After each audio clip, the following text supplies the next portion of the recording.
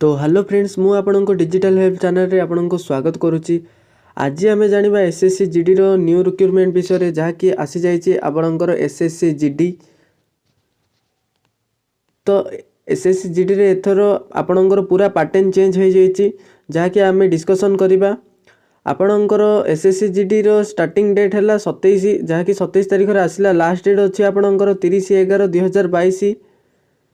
तो से भितर आपण अप्लाई करें। देन आपणकर एग्जाम हम जनवरी 2023 रे जहाँकि आप पे स्केल रही 18,000 रु 56,900। एथिरे आपणकर नुआ पोस्ट गोटे एड होती एनसीपी जहाँकि मुझे आपको आगू को कहीदेवी। लेवल 3 रे आपण रही 21,700 रु 69,100। देन आपणकर वैकेंसी रही 10,497 बीएसएफ रे एंड सीआईएसएफ रे आपणकर 100 रही। सीआरपीएफ रे आपणकर 8,911 रही। देन आपणकर एसएसबी रे 1,284 रही। देन आपणकर आईटीबीपी रे आपणकर 1,613 रही। देन आपणकर आसाम राइफल्स रे आपणकर रही 1,697। देन आपणकर एसएसएफ रे आपणकर 103 रही। देन आपणकर गोटे न्यू पोस्ट आपणकर एड होईची जहाँकि एड होईची आपणकर एनसीबी बोली गोटे एड होईची जहाँकि 164टी वैकेंसी रही। टोटाल आपणकर हो जाउची 24,369। तो ए वर्ष आपणकर बहुत सारा वैकेंसी आसीची। एटा आपणकर सुवर्ण सुजोग। एठी आपणकर रही 10% वैकेंसी रिजर्वेशन रहिबो जहाँकि एक्स सर्विसमैन मानक पई। देन आपणकर एज लिमिट रे आपणकर 18 रु 23 वर्ष हबार अच्छी जहाँकि 1/1/2023 को काउंट हम। देन आपणकर एठी ए वर्ष आपनको 3 वर्ष रिलैक्सेशन मिली जहाँकि समस्त पाई जनरल एससी एसटी समस्त 3 वर्ष रिलैक्सेशन मिली जहाँकि कोविड पाई आपनको रिलैक्सेशन मिली। देन आपणकर एठी रही आपणकर एससी एसटी रो 3 वर्ष सेटा समस्त रिलैक्सेशन मिसिकी आपणकर एक्स्ट्रा आपणकर 5 ईयर जहाँकि 8 ईयर रिलैक्सेशन एससी एसटी मानक पई। एठी आपणकर ओबीसी 6 ईयर रिलैक्सेशन होची। देन आपणकर एक्स सर्विसमैन 3 ईयर अच्छी आपणकर। देन आपणकर एठी रही process of certification and format of certificates. एठी आपणकर रही जहाँकि आपणकर एससी एसटी ओबीसी ईडब्ल्यूएस आपणकर सर्टिफिकेट होइथबार अछि। जदि आपणकर न थाए तो आपण अप्लाई कर देचंती एससी एसटी किबा ओबीसी ईडब्ल्यूएस पई तो आपण एही ग्राउंड रे आपण यूआर रे काउंट हेबे जहाँकि जनरल रे काउंट हेबे।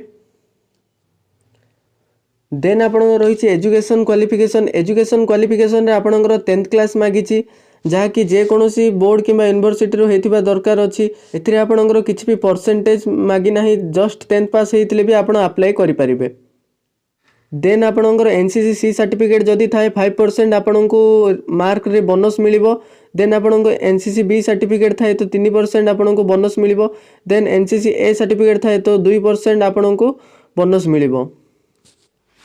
आपण यही ऑफिशियल वेबसाइट रे जाइए अप्लाई करि परिबे। आमे शीघ्र गोटे न्यू वीडियो आनदेबु जहाँकि एसएससी जीडी आपण केमिति निज मोबाइल किंबा डेस्कटॉप रे अप्लाई करि परिबे जहाँकि फोटोर फॉर्मेट होची जेपीजी रे होइतिबा दरकार। देन 20 केबी रु 50 केबी आपणकर साइज होइतिबार अछि। एही अनुसार आपण फोटो अपलोड करि परिबे। देन आपणकर एठी अछि आपण कैप किंबा चश्मा किछि भी आपण यूज करिवेनी जहाँकि नॉर्मल फोटो उठेबे आपण कलर फोटो उठेबे नॉर्मल रे। देन आपणकर एठी लास्ट डेट रोची 30/11/2022 जहाँकि मु आपणकर कहि देइतिली 30/11/2022 भितर आपण अप्लाई करि परिबे। आपण खूब शीघ्र ही अप्लाई कर दियंतु कमे माने आपण जदी लेट रे अप्लाई करिवे तो साइड भी स्लो होई पारे।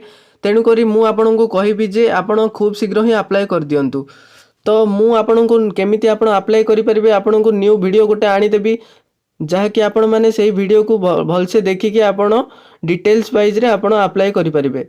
देन आपणकर एग्जाम सेंटर रे आपणकर ओडिशा रो आपणकर बालेश्वर ब्रह्मपुर भुवनेश्वर कटक ढेंकानाल राउरकेला संबलपुर ए सब आपणकर एग्जाम सेंटर अछि जहाँकि सेठी आपणकर रिटन एग्जाम हबो।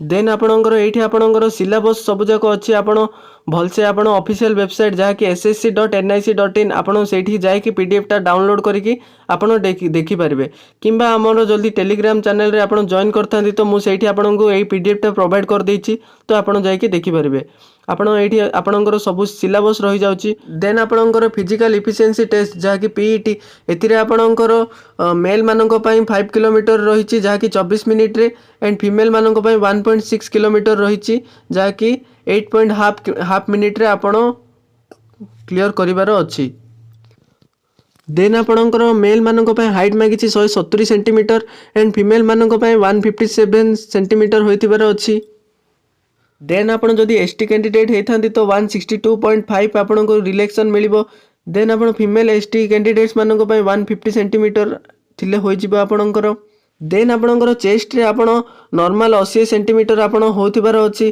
देन आपण चेस्ट फुलेले आपणकर 5 सेंटीमीटर एक्स्ट्रा होतिबार अछि देन आपणकर वेट आपणकर मेडिकल स्टैंडर्ड अनुसार आपणको वेट कैलकुलेट होबो जहाँकि आपणकर हाइट को नेकी आपण वेट रो कैलकुलेशन होबो देन आपणकर मेडिकल एग्जामिनेशन रे आपणकर 10th सर्टिफिकेट आउ आपण रेसिडेंस सर्टिफिकेट जदि आपणकर एनसी सर्टिफिकेट था आपण एनसी सर्टिफिकेट केस सर्टिफिकेट आपण एई सब आपण नै कि जिवे देन आपणकर एठी प्रेफरेंस रे आपणको जहाँ भी इच्छा है भितरु आपण सेटा को प्रथम दे परिबे आपणको इच्छा अनुसार देन जदि आपणको फास्ट जदि आपणको सीआईएसएफ इच्छा तो आपण फास्ट सीआईएसएफ जहाँ कि बी अच्छी सेटा आपण दे परिबे देन आपणको जदि बीएसएफ इच्छा तो तापरे बीएसएफ दे पारे एमती आपण प्रेफरेंस सिलेक्ट कर देबे तो आई होप आपण माने समस्ते आपण क्लियर हो जाइथिबे जहाँ भी मु कहली जदि भी किछि मन रे डाउट थाए आपण निश्चित आम कमेंट रे कहि परिबे आमे आपणकर रिप्लाई दबु आपन को जदि ये वीडियोटी हेल्प करता है तो आपण आमर चैनल को सब्सक्राइब करंतु एंड वीडियो को लाइक करंतु एंड एमती न्यू जॉब नोटिफिकेशन पाइबा पे आपण आमर चैनल सब्सक्राइब करबा सह बेल आइकन को प्रेस कर दियंतु धन्यवाद।